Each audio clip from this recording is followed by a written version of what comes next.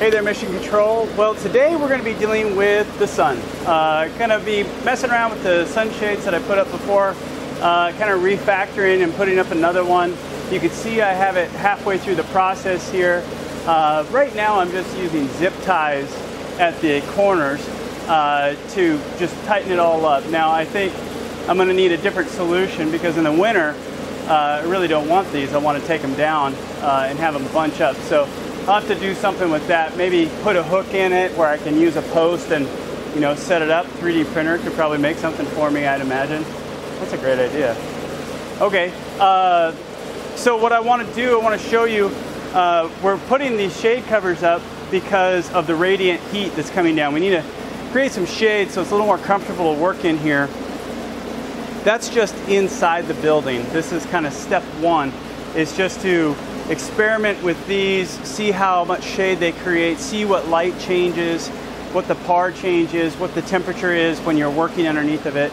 And then we still have to make the big decision to put one outside of the building in this clear area here so that we can reduce the total heat coming in, but maintain as much light as possible. These are 50% shades, meaning they reflect 50% of the light coming in. Now I chose to go with white because white will reflect heat as well, so kind of some of the infrared will get bounced back. It still will be in the building. It'll still be warmer in the building because the energy is allowed to come through. That's why we need the cover on the outside, is to reflect the heat and the light before it gets in the building and heats things up.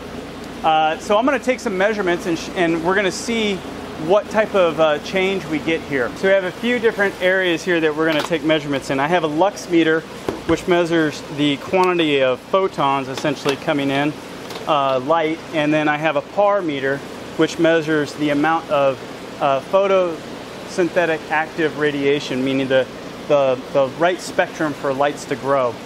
So we're going to take a reading here. All right, so just put it on my chest. How about that? So we have 6, we're just going to call it, it moves a lot, 700,000 lux standing right here in the, directly in the light. Okay, maybe if I could do this. Let's do this. Let's try to get both of them at the same time here. Here we go. This is going to look great. 700 lux and roughly 1,000 micromoles per meter squared per second, which I'm just going to shorten up to say par. So 700 lux, oh, it's fluctuating right around 9, I'm just going to say 950. Okay, so now walk over here, right here I just entered shade from the shade cloth, 700 some odd lux, 700,000 lux. Okay, now if we go down here into the shade, this is pure shade. We have 30, well, we'll just call it 30 par and 2,800 lux. Okay, so I'm not going to remember all these numbers. That's why I record things. So it'll be cool when I edit this video and I get to see the differences. So we got the recordings of the before and what pure shade looks like, which is nice and cool. You know, I'll put my head down here. Woo! Cools me down. So now we're going to move it, get back up on the ladder there and finish putting the shade up and see what happens. Love me some ladder time.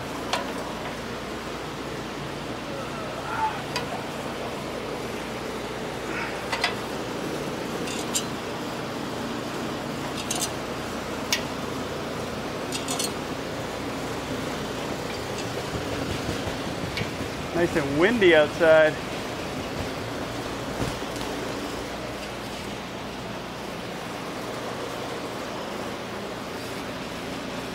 Okay, don't hit the fan.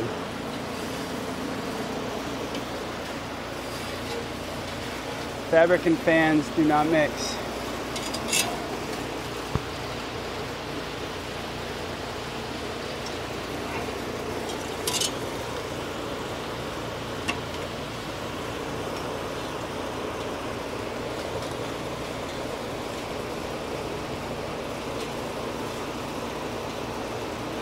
Like that. Got more shade. Oh, I can see it from up here. Yeah. It's also going to be shading a little bit of the Lane 3 fish tank which is basically getting hit with some direct sunlight. Even though it's underneath, the sun just sneaks in enough to hit the backside of the water. That creates a problem with heat in the water, which reduces oxygen content, and it also creates a perfect environment for algae to grow. So having those shaded is also important. All I really need is artificial clouds. Got our sensors, got our shade covers up. I'm standing directly in the sun here now. Yeah, 1,000 par and 700,000 lux. And I'm gonna start walking. Here's pure shade, because I'm right behind the germination chamber. That has 100 par and 5,200 lux. And now I'm in artificial shade. Roughly 500 par and roughly 300,000 lux. So these are 50% shade covers, and that's roughly 50% when we come out of it right here. Okay, that's where we hit. You definitely feel that heat on you, you know, a lot more, and then, boy, a whole lot less. So I think that's gonna make Mrs. Martian much happier, because this processing lane has been directly in the sun while she's been out here working. Now that's bad for a few reasons. First, it's bad because it's really hot for her. Not that it's too hot in the building, but when you don't have any shade and you're directly in that sun, you're getting all that radiative energy on you, and it gets really warm, being heated up from the inside.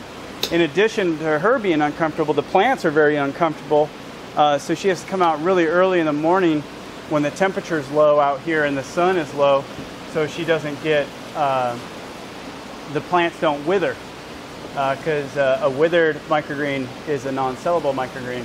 I think I'm going to put one. I only bought 3 of these to test. Now these are 10 foot by 10 foot catalog items. They're not custom. You can have custom made. Price goes up. I think these are like 20 some odd bucks a piece.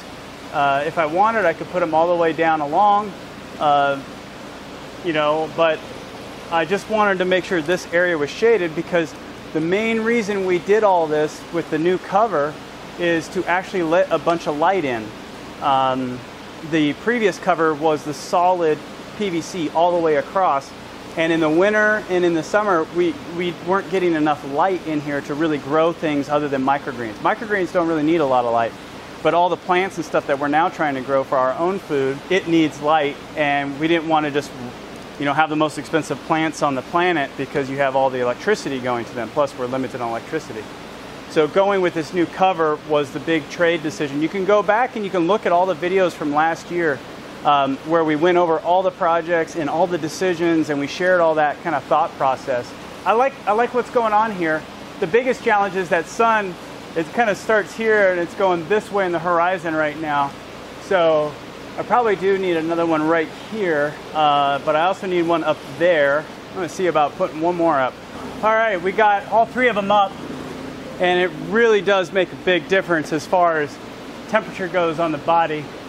It's still, well, it's actually somewhat enjoyable as far as taking your glasses off in here, because it does get pretty bright. Looks like definitely true to its advertisement, a roughly 50% reduction in light.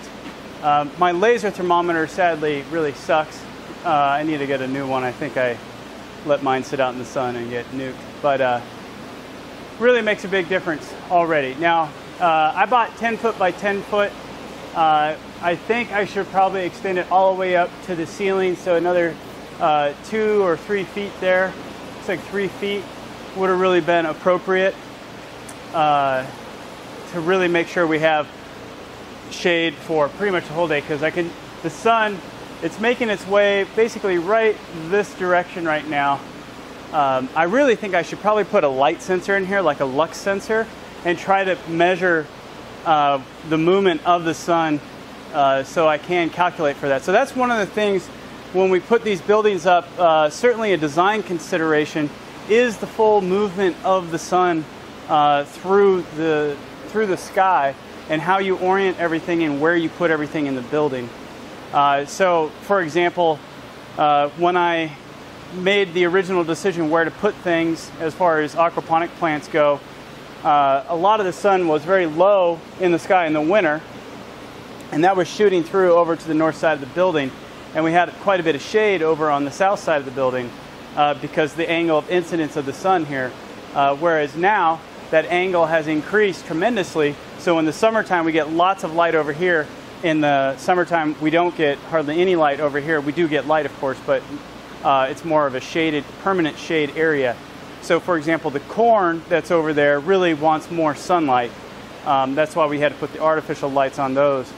So I think when we do the big harvest here, we're probably going to have to do a really tremendous harvest, get everything out, and then shift everything around. So really, vegetables that need a lot of light are going to move over to the south side here, and we're just going to pretty much count on the north side here being a shaded area. So this is already making a big difference though.